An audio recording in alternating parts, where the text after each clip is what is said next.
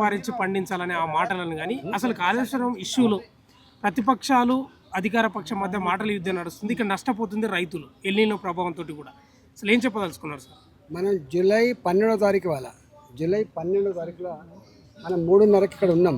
ఇట్లా చెమటలు పోస్తున్నాయి. ఇలా మే మంత్లో ఏ వాతావరణం ఉందో ఆ వాతావరణం ఇలా ఉంది. ఇప్పటికే ఒకసారి వేసిన విత్తనాలు మొలకెత్తకపోతే దాన్ని చెరిపేసింది రైతులు. ఓకే, రెండోసారి కూడా విత్తనం వేసుకున్నారు. మొగుల వైపు చూస్తున్నారు. కుండలతో బిందెలతో నీళ్ళెత్తు కచ్చుకొని ఆ గింజల్ని కాపాడుకునే విత్తనాలను కాపాడుకునే ప్రయత్నం చేస్తున్నారు.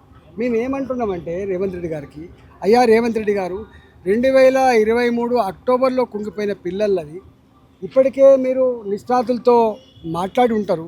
ఎన్డీఎస్ఏ కూడా దాని మీద స్టడీ చేసి ఒక రిపోర్ట్ ఇచ్చి ఉంటుంది.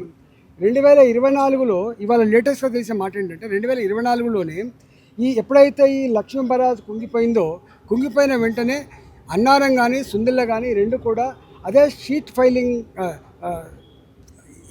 ఏ డిజైన్ తోటి కట్టబడ్డావో అదే డిజైన్ ఉన్నాయి కాబట్టి అని చెప్పి గ్రౌటింగ్ చేసినట్ట.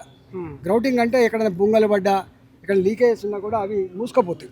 అట్లా ట్రీట్మెంట్ చేసి ఉన్నారు కాబట్టి లక్ష్మీ బరాజ్ దగ్గర ఇవాళ కన్నెపల్లి పంపోల దగ్గర 1,00,000 కుసకులు నీళ్లు కనుక పోతే 98 మీటర్ల ఎత్తుండేటువంటి ఆస్కారం ఉంటుంది. కాబట్టి 93.5 మీటర్లు ఉన్నప్పటికి కూడా నీళ్ళు ఎత్తిపోయచ్చు అని చెప్పి నిష్ణాతులు చెప్తా ఉన్నారు. కాబట్టి ఇంత ఇంజనీర్లు చెప్తున్నప్పటికి కూడా ఇలా ఆ 2 డ్యాములకు ఆ 2 బరాజులకు గ్రౌటింగ్ చేసి తెలిసినప్పటికి కూడా మీరు నీళ్ళు ఎత్తిపోయకుండా మొండిగా నేను ఎత్తిపోయా నాకు ఎన్డీఎస్సీ చెప్పిందని చెప్పి నువ్వు అంటున్నావు. దీన్ని క్షమించరాదు.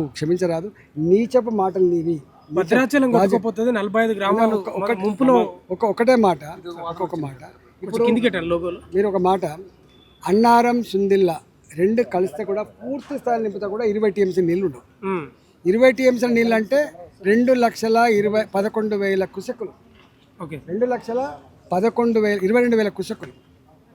ఇవాళ 20 టీఎంసీల నీళ్ళు 2 లక్షల నీళ్ళు పోతేనే కొట్టుకపోతే 20 లక్షల కుసకులు నీళ్ళు పోయినాయి కదా. మరి ఇప్పుడు ఎందుకు కొట్టుకపోలేదు? బట్టి మతి భ్రమించి మాట్లాడే మాటలు, ఆలోచన లేని అజ్ఞానులు మాట్లాడే మాటలు. ఇవాళ నీకు తెలియకపోతే తెలిసినా బుకాయిస్తున్నావా, తెలుసుకునే ప్రయత్నం చేస్తలేవా రేవంత్ రెడ్డి గారు? ఇది మంచిది కాదు. మాజీ ఇంజనీర్ శ్యామ్ సుందర్ రెడ్డిపై కూడా తీవ్ర వ్యాఖ్యలు చేసినారు. జైల్లో పెట్టినందుకు తమాషాలు చేస్తున్నారు.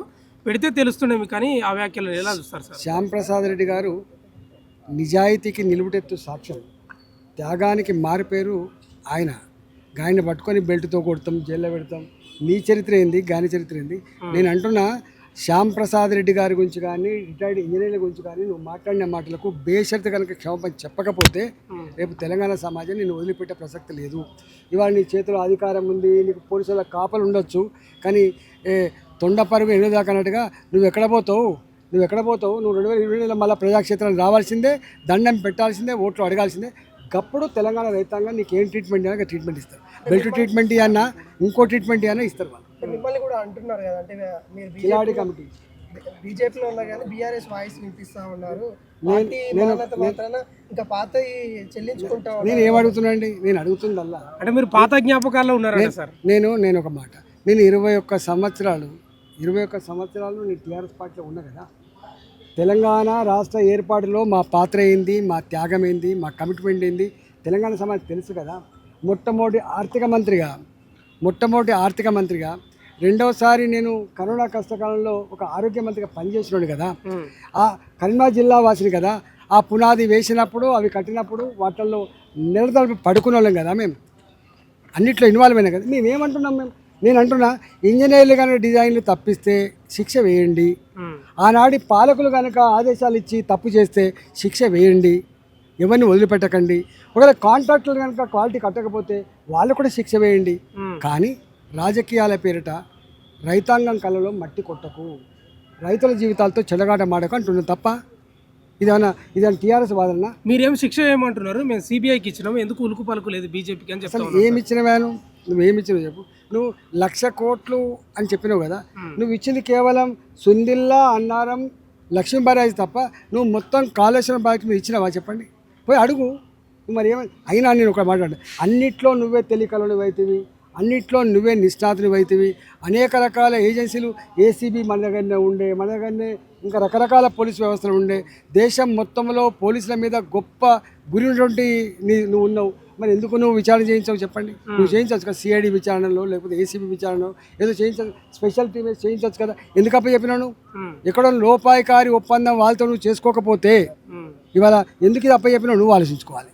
ఓకే సార్, ఈ కాళేశ్వరానికి సంబంధించి కేసీఆర్కు లేకపోతే హరీష్ రావుకు అప్పగించండి, దాని కథ ఎందుకు తేలుస్తామని బీఆర్ఎస్ వాళ్ళు చెప్తా ఉన్నారు సార్. ఆ వ్యాఖ్యలు మీరు మీ ఏ కోణంలో చూస్తారు? నేను ఇప్పుడు వాళ్ళు చేస్తారు వీళ్ళు చేస్తారు కాదు, చేసే స్థానంలో ఉన్నది ప్రభుత్వం రేవంత్ రెడ్డి. ఓకే, రేవంత్ రెడ్డి గారు చేయాలి. ఇవాళ నేను కేసీఆర్ డిమాండ్ చేయలేదు, కేసీఆర్ చేసేదాన్ని లేడు, అయిపోయాయి. మరి పాలకులుగా లేరు కదా, పాలకులుగా ఉన్నది రేవంత్ రెడ్డి గారు. రేవంత్ రెడ్డి గారి బాధ్యత అందరినీ పిలిచి మాట్లాడాలి, నిష్ఠాలతో ఒపీనియన్ తీసుకోవాలి, దీనికి ఒక పరిష్కారం చూపించాలి. రేపు ఎన్టీపీసీకి కానీ, హైదరాబాద్ డ్రింకింగ్ వాటర్ కానీ, ఉత్తర తెలంగాణ ప్రజానికానికి తాగే నీళ్ళ వ్యవస్థ కానీ, అదేవిధంగా సింగరేణి ఆధ్వర్యంలో నడిచినటువంటి పవర్ ప్లాంట్ కానీ నీళ్ళిచ్చి మాట్లాడమని చెప్పి డిమాండ్ చేస్తున్నారు. సార్, చివరి ప్రశ్న, మీరు హరీష్ రావును బీజేపీలోకి తీసుకుపోతున్నారంట, మీదే పెద్దన్న పాత్రనంట, బహిరంగ సభలో మాట్లాడుతూ ఉన్నారు సార్. మీరు దేవుని మీద ఒట్టేది చెప్పు, అది నిజం కాకపోతే అని హరీష్ రావుకు సవాలు ఇస్తున్నాడు ముఖ్యమంత్రి రేవంత్ రెడ్డి. ఆయనకు సంచలనాలు కావాలి, ఆయనకు కొంత పేపర్లల్లో లేకపోతే టీవీలలో బ్రేకింగ్ న్యూస్ కావాలి. ఆయన అబద్ధాలు, ఆయన చరిత్ర అంతా కూడా ఆయన చెప్తాడు.